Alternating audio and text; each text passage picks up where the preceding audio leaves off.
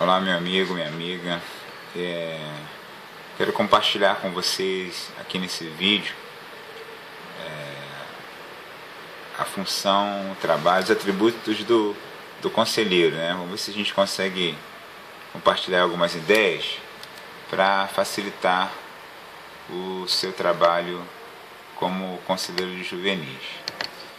Primeiro, eu quero trabalhar com você a ideia que não basta ser vocacionado para fazer um bom trabalho, né? Então, o aconselhamento bíblico ele é muito mais do que você só estar vocacionado. Então, logo não basta apenas dizer que você é vocacionado para o ministério do aconselhamento para ser bem sucedido nessa atividade. Então, ser vocacionado não é a garantia que as coisas vão dar certo. Então, existe algo além da vocação e da boa vontade para se fazer essa obra de aconselhamento, somente aconselhamento juvenil. Você tem que ter a consciência que além dessa vocação, você tem um chamado da parte de Deus. Então você junta a vocação, o chamado e ter uma vida de comunhão. E essa vida de comunhão é uma vida de comunhão integral. Então, comunhão com a sua família, com o seu pastor e com os seus adolescentes e com Deus. Então não basta ter só comunhão com um desses aspectos. Tem que ter uma comunhão integral. Então você tem a vocação, você tem o chamado, você tem a comunhão. Agora o que você precisa? Você precisa do preparo. Então você vai se capacitar. E é interessante que a gente pode comparar aqui Pedro e Paulo. Não tem dúvida que Pedro ele foi chamado e ele foi usado por Cristo, mas sem sombra de dúvida, né, a sombra do ministério de Paulo foi a sombra projetada, né, do ministério de Paulo foi bem maior que a sombra do ministério de Pedro. Por quê? Porque Paulo tinha mais preparo do que Pedro. Então é interessante que Paulo ele até no finalzinho dos tempos dele, ele está lá se preparando, que a gente vai ver mais à frente.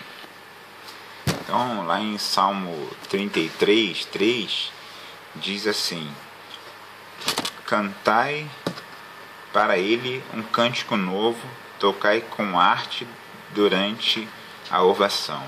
Então, outras traduções está tangei com arte, com júbilo, tocai com técnica e unção.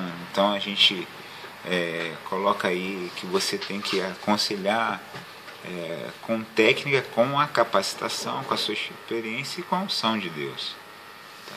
Então, esses requisitos aí. Então, para isso, o conselheiro ele precisa se preparar, ele precisa estar bem preparado, tanto na área de estudo, sobre assuntos que ele vai aplicar, quanto na palavra de Deus. Então, a gente precisa estar preparado, não somente no estudo que a gente vai dar, na área que a gente vai ministrar, e também um preparo na área emocional. Então você tem que estar preparado emocionalmente para aconselhar. Então, se você não estiver bem psicologicamente, bem emocionalmente, é melhor que você nem aconselhe, é melhor que você marque outro dia, um outro horário. Então o emocional e o espiritual, eles devem caminhar juntos, principalmente na vida de quem cumpre essa tarefa de aconselhar. Então é interessante que lá a Sunamita ela fala assim lá em Cânticos 1:6, puseram-me por guarda de vinhas, mas a minha vinha eu não guardei. Então, ela coloca aí que ela foi delegado para ela guardar determinada coisa e por uma determinada circunstância ela não guardou aquelas vinhas. Então você está aí nas suas mãos um grupo de adolescentes para você aconselhar e você vai, uma hora você vai prestar conta desse grupo. Então o que você, como você está cuidando dele, né? Então que você possa guardar essa vinha, que você possa ser uma pessoa que está buscando a sua capacitação na área da técnica, teológica, para não falar abobrinha, está buscando equilíbrio emocional e também espiritual. Então você tem que investir em você para que o seu ministério dê certo, porque vai chegar o seu dia que você não vai estar legal, vai chegar o seu dia mal, o dia que você vai estar para baixo, e naquele dia vão te pedir ajuda. E talvez você não seja a pessoa mais indicada, mas às vezes você vai ter que respirar fundo, resolver os seus problemas, porque segurando em você tem um montão de gente. Então, assim como Jesus, assim quando soube da morte lá do seu, acho que um dos melhores amigos, o seu primo João Batista, ele se retira para orar, ele entra em oração, vai viver lá o seu luto, mas ele não para por ali.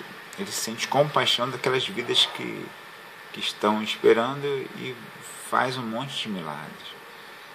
Então Jesus ele vive o seu momento ali de dor, de perda, mas ele continua o ministério dele.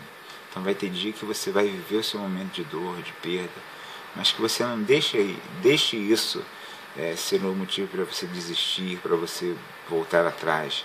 Você vive o seu momento de dor, de luto, mas que você olhe para o seu ministério, olhe para a frente.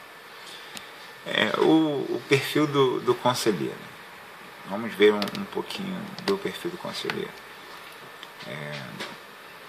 Primeiro, o conselheiro ele tem que ter empatia. A palavra empatia ela tem a mesma raiz de simpatia e de antipatia. Então, simpatia é você sentir na mesma direção, sentir com. E antipatia é sentir contra. Então, na antipatia, o prefixo grego em nos esclarece é sentir dentro, sentir como se fosse a pessoa. E um dos maiores problemas que a gente tem aí, principalmente na igreja, não somente na igreja, é você julgar o outro sem saber da situação do outro. Você já fazer um conceito antecipado do outro, um pré-conceito do que o outro fez, sem se colocar na pele dele. E empatia é uma profunda compaixão que nos faz colocar no papel daquela pessoa. E Jesus ele foi empático conosco quando ele veio aqui. Então Deus ele se coloca na função de ser humano, se coloca como ser humano na pessoa de Jesus para sentir empático conosco. Então, e o Verbo se fez carne e habitou entre nós. O Verbo passou o que você está passando. O Verbo sentiu o que você estava sentindo. O Verbo sentiu-se de compaixão. E a gente pode ver isso lá em Mateus 9,36, que quando ele vendo as multidões, compadeceu-se delas, porque elas andavam desgarradas e errantes, como ovelhas que não têm pastor. Então Jesus vê o seu povo errante, desgarrada, e se faz carne, habita no meio de nós, habita entre nós, porque ele sentiu, ele teve compaixão, ele teve empatia de nós. Então muitas vezes você vai ter que ter empatia do seu adolescente. Você vai ter que se colocar na pele dele, para sentir o que ele está sentindo, para ver o porquê que ele tomou determinada atitude. Lá em Romanos 12, 15, a gente vai ver o seguinte: alegrai-vos com que estão na alegria e chorai com o que choram. Então, assim, isso é empatia. Alegrar com os que se alegram e chorar com os que choram. Então a primeira coisa que o conselheiro tem que ter é empatia, é se colocar na pele do outro. E outro perfil do conselheiro é respeitar o seu adolescente, né? E a gente aconselha, fala, mostra na palavra, mostra as experiências, e muitas vezes o adolescente vai lá e cai, e erra, e às vezes a gente se decepciona, e quando ele erra, quando ele cai, quando ele peca, a primeira vontade que a gente tem é falar: eu te disse, igual aquele desenho que tinha aquelas motos, né? Eu te disse. Só que quando ele te procura após um erro, já tem estampado na testa dele: eu sei que você me falou. E quando ele te procura, a última coisa que ele quer ouvir de você é: não te falei, não te disse. Então, quando ele te procurar depois de um erro, a única coisa que você tem que fazer é isso aqui, ó. Ver se eu consigo aqui, ó. Abraçá-lo, acolhê-lo, tá? Você não precisa mostrar o que ele já sabe que ele errou. Então você tem que tentar não se colocar naquela situação de: eu sou, cara, eu te falei que você ia fazer, e aconteceu. Mas na posição de abraçá-lo.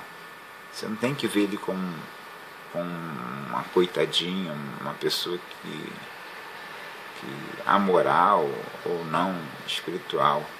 Você tem que vê-la como sendo a imagem e semelhança de Cristo, uma pessoa que tem valor aos olhos de Deus, e que naquele momento ele passa por uma situação ruim, um momento que ele entrou em conflito com os valores dele, ele errou e está te pedindo ajuda. Então o que você tem que fazer é acolher esse adolescente. Acolhe, não tenta julgar, tenta acolher. Você não precisa esfregar mais sal e pimenta na ferida dele.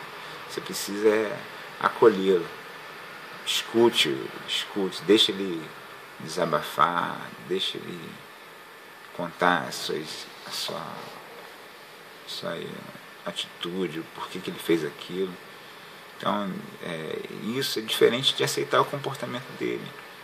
Deus, ele nos ama como a gente é, mas não deixa como a gente está. Então, respeitar o seu adolescente quando ele erra, e abraçá-lo, é um sinal que você está querendo ajudá-lo como pessoa, como ele é. Então, Paulo ele recomenda que a gente ajude aos fracos, né? Então, que a gente possa ter esse respeito pelo adolescente quando ele erra e chega até nós. Não precisa falar: eu te disse. Outra coisa interessante também é o sigilo, né? O sigilo. Você só deve comentar com o seu líder, né? No caso com o seu pastor ou os pais dele, situações que coloquem em risco o juvenil ou o seu ministério, ou algo parecido, porque você não quer passar como fofoqueiro, né? Então, se ele está contando algo para você, é porque ele confia em você e a confiança é construída ao longo do tempo. Entendeu? O que você ouve deve morrer com você, a menos que seja algo que coloque em risco a vida do juvenil, a vida espiritual, moral, essa situação. Por exemplo, se o juvenil falou para você uma situação que está levando ele a pecar, uma situação que envolve um terceiro, por exemplo, o juvenil está tendo relação com outro juvenil, ou sei lá, uma jovem, ou vice-versa, e pediu para você não falar para a mãe dele. Isso é uma coisa que ele tem que conversar com a mãe. Ele tem que conversar com a mãe, e os dois são da igreja. Então, não é correto você ficar com essa informação, e também não é correto você falar com a mãe do juvenil. Você tem que conversar com ele, que ele converse com a mãe dele, que essa não é uma situação que você tem que segurar. Então aí a mãe, depois a coisa aparece, que sempre aparece. Quem sabia? O meu conselheiro, a minha conselheira sabia, e você não fez nada. Então você não tem que passar pela frente. Você tem que conversar com o juvenil, que ele tem que compartilhar isso com seus pais, que não é algo que você tem que segurar com você. Então o conselheiro deve ser sigiloso, e isso porque o sigilo ele vai depender do seu ministério. Você tem que cuidar da vida da pessoa espiritual, e que ela possa se fortalecer para que você possa ser a diferença na vida dele. Então não que seja mais um para falar. Então por isso que você deve guardar a sua vinha, né? Então o sigilo é uma coisa de fundamental, é confiança. Outro detalhe também, que o perfil do conselheiro, é a sobriedade. A sobriedade vem da qualidade de sóbrio, de moderação, de modéstia. Tá? E o Novo Testamento ele faz várias referências sobre a sobriedade. E tem líderes que eles querem aparecer, né? Querem estar nos palcos, nos holofotes, e não são sóbrios. E Jesus ele exorta sobre a vida espiritual, né? O que a mão direita faz, a mão esquerda não tem que ver. Então isso é ser sóbrio. Então a sobriedade ela tem tudo a ver com a discrição. O conselheiro é discreto, ele não vai chamar a atenção do juvenil na frente de todo mundo. Ele não vai... o trabalho do conselheiro é na retaguarda. Ele vai chamar o juvenil à parte, vai trabalhar sem alarde, sem ninguém perceber. E uma das características da sobriedade é que Deus ele vai agir na sobriedade. Ele não vai agir com você sendo austero, com você sendo, como diz o cara, né? Então nós somos apenas instrumentos de Deus, nós somos apenas a ponte que liga o juvenil a Deus, a ponte que liga o juvenil ao seu pai, a ponte que liga o juvenil ao mundo, a ponte que liga o juvenil e a igreja. Nós somos apenas a ponte, e muitas vezes a ponte é pisada, né? Aliás, a ponte, quando ela é usada, ela é pisada. Então nós somos apenas instrumentos para a glória de Deus. Então não queira aparecer, não queira fazer cena, não queira aplauso, não queira ser reconhecido, né? Queira apenas ser ponte. Tá? Você não precisa colocar holofote no seu trabalho.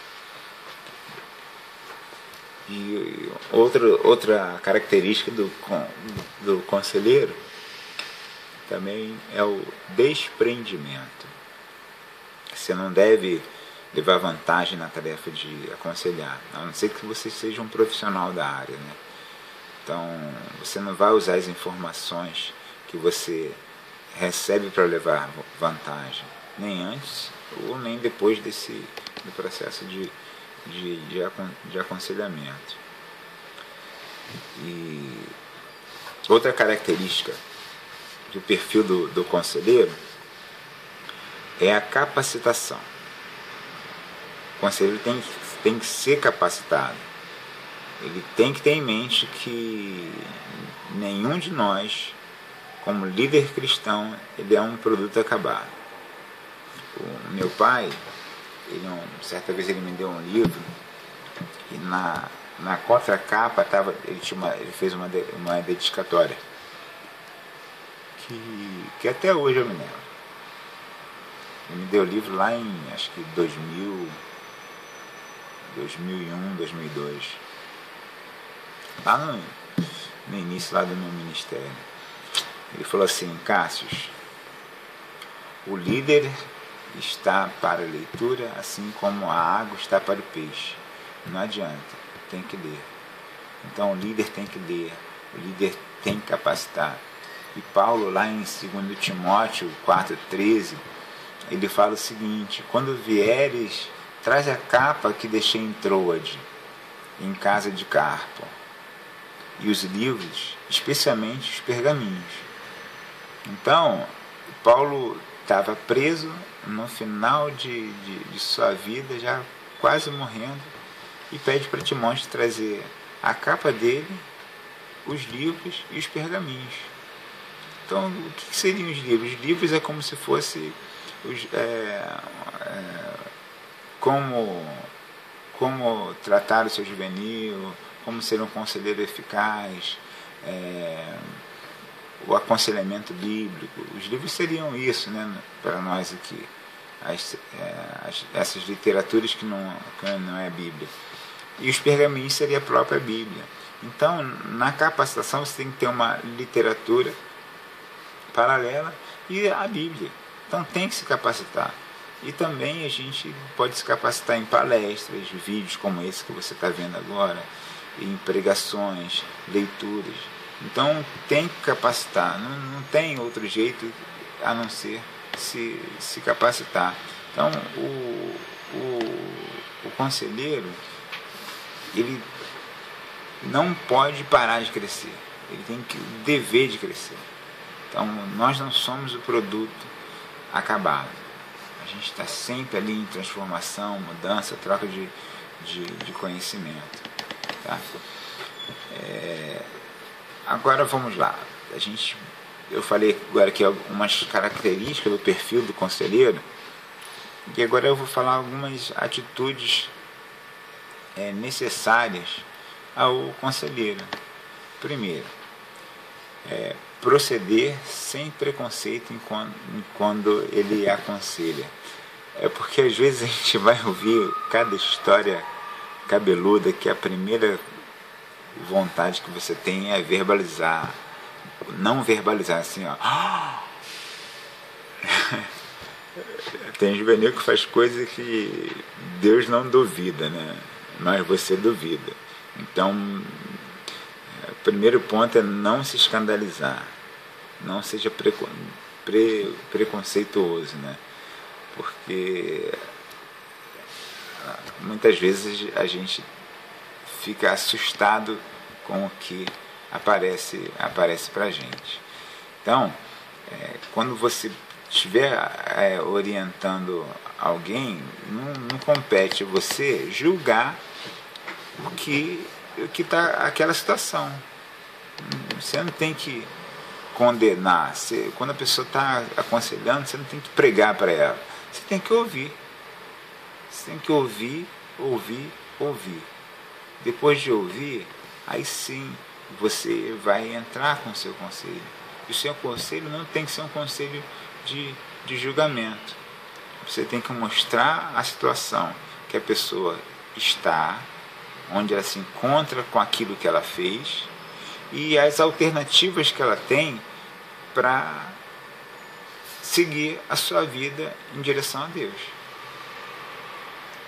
Então, onde ela está? Ela te contou uma situação que foi assim, que você deixou você meio perplexo.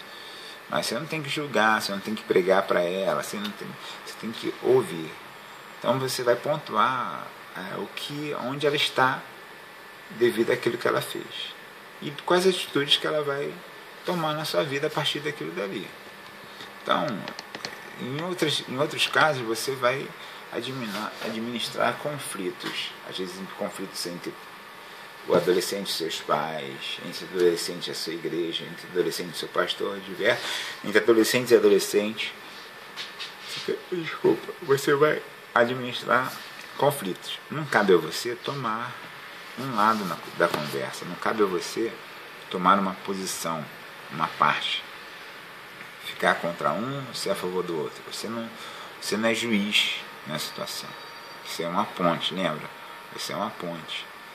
Então, você tem que deixar a sua posição bem clara, que você está ali para ligar um lado ao outro lado, para conciliar.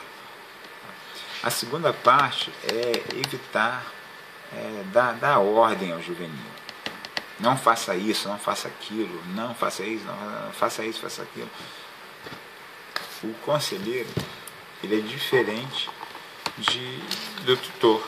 E a gente pode ver isso bem claro lá em Efésios 4:13, que diz o seguinte: até que cheguemos todos juntos à unidade da fé e no conhecimento do Filho de Deus, ao estado de adultos, à estatura de Cristo em sua plenitude.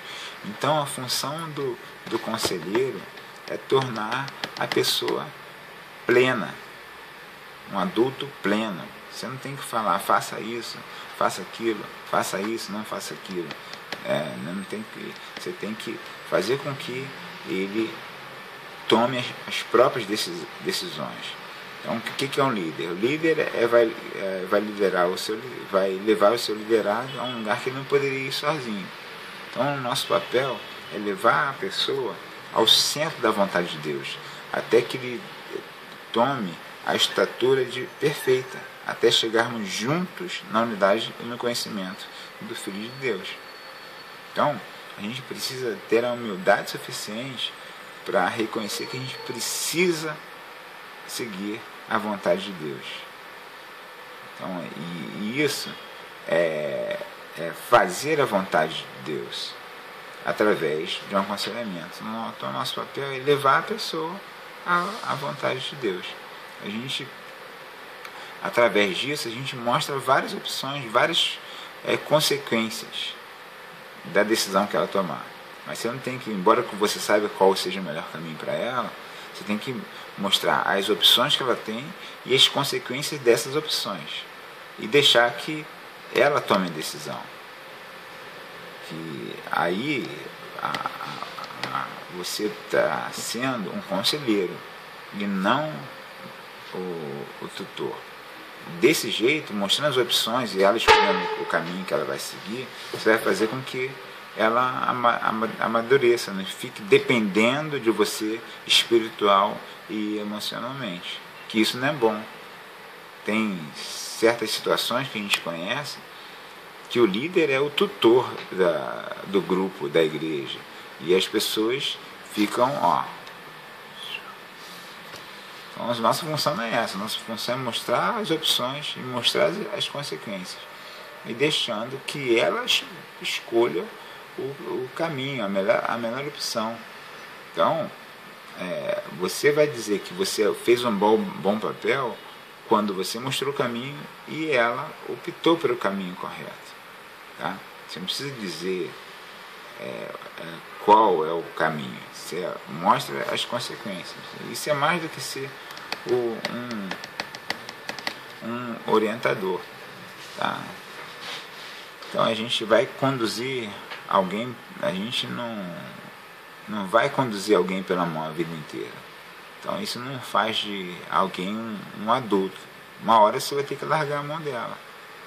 Então essa questão de evitar da ordem é fundamental. Você tem que mostrar o caminho. Outro detalhe importante, né, as atitudes, o conselheiro ele deve ser objetivo e não ser envolvido emocionalmente. Então, não confunda a empatia, né, com envolvimento emocional. Então a sua análise será sempre prejudicada porque se você se envolver emocionalmente. Então há uma linha muito tênue, uma linha divisória entre empatia e envolvimento emocional. Tá? A empatia é produto da misericórdia de Deus. Então o Verbo se fez carne e habitou entre nós. Então isso quando Cristo vem entre nós, ele fala assim: eu vou sentir o que você sente, vou passar o que você passa, e vou vencer o mundo, e vou falar assim para você, ó, vence também, porque eu venci o mundo. Se eu venci, você também pode vencer, porque Cristo não usou poderes sobrenaturais para fazer coisas naturais, e vice-versa. Então Cristo foi 100% homem e 100% Deus. Então empatia é você se colocar numa situação de misericórdia cristã. A empatia é produto da misericórdia cristã. O envolvimento já é quando o conselheiro ele se sente perturbado por aquilo que o atinge diretamente. Então, às vezes ele está passando por um problema semelhante que o Jovinho está passando e se sente desnorteado, tá? Sem condições de fazer. Então, você vai passar por problemas, você vai ter lutas, você vai ter situações ruins, mas nem sempre essa situação ela vai ser idêntica ao seu juvenil. Então, o envolvimento emocional ele é muito diferente da empatia, tá?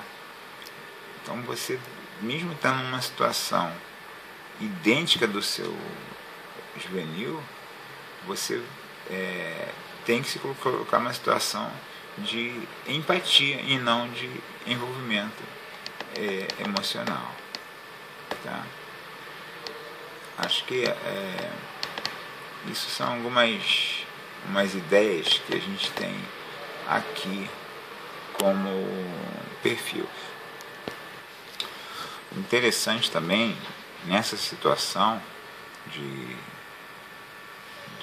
ter objetividade e não ser envolvido emocionalmente, se você achar que está passando pela mesma situação do seu aconselhado, você tem dois caminhos a seguir. Primeiro, você tem que refletir bastante, orar, tá? E se for o caso, ter uma humildade suficiente para falar para ele, para ela, que no momento você não vai poder ajudá-la e vai encaminhar para uma pessoa que possa ajudar.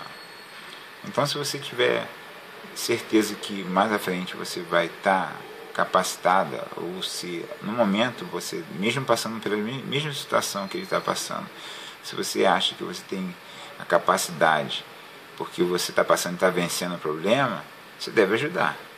Mas se você estiver sendo abatido pelo problema, você não vai ter muito o que dizer para ele, não. Então você vai ter que reconhecer isso, tá? Ter a humildade suficiente para reconhecer isso e passar a bola, tá? Outro detalhe do perfil do conselheiro é que você tem que saber filtrar o que está sendo dito, tá? Nem sempre as palavras revelam, mas as palavras mascaram. Então, para você filtrar bem, você tem que sempre ouvir os dois lados. Sempre tem os dois lados da história, tá? Tem um lado do pai e o lado do juvenil. O lado do juvenil e do outro juvenil sempre tem os dois lados da história. Então, ouça, procure ouvir mais. Por isso que Deus para a gente duas orelhas, para escutar mais e falar menos. Então, seu adolescente ele precisa que você ouça aí. Ouça. E o conselheiro é diferente do psicólogo. Porque muitas vezes o psicólogo diz, né? E aí, o que você vai fazer do que fizeram com você? O conselheiro, ele além de escutar e falar o que nós vamos fazer do que fizeram com você, ele vai apontar os caminhos. Apontar os caminhos e apontar também a consequência do caminho. Então, todos esses detalhes aí do perfil do conselheiro, dos atributos do conselheiro, tudo tem que ser com muita oração, muito jejum, muito preparo, muita leitura da palavra, leitura de outras literaturas, para que você possa ser um bom conselheiro. Nunca desista do seu propósito, do seu objetivo, porque eles precisam muito da gente, eles precisam muito de você. E só mesmo Deus, para ter misericórdia da gente, ter sua graça para nos capacitar, nos dar força, porque muitas vezes dá vontade de, como a pessoa fala, chutar o pau da barraca, de entregar a espada, né? E não é fácil. Essa galera vem sendo bombardeada a cada dia, e talvez você seja a última linha de batalha desse adolescente. Então lute por ele, batalhe por ele, segure na mão dele e fala assim: nós vamos vencer isso juntos. E ajude o seu juvenil, oriente o seu juvenil, ore com o seu juvenil, leia com o seu juvenil, invista no seu juvenil, tá? Valeu, gente, espero que esse vídeo tenha ajudado vocês, e qualquer dúvida é só entrar em contato comigo. Meu e-mail, espero que esteja aparecendo aqui, né? É cassiusrodrigo@hotmail.com, cassiusrodrigo@hotmail.com, e o meu WhatsApp é 21 99857 6692, e meu Face é Cassius Silva. Valeu, gente, um abraço, até mais, fica na paz de Cristo.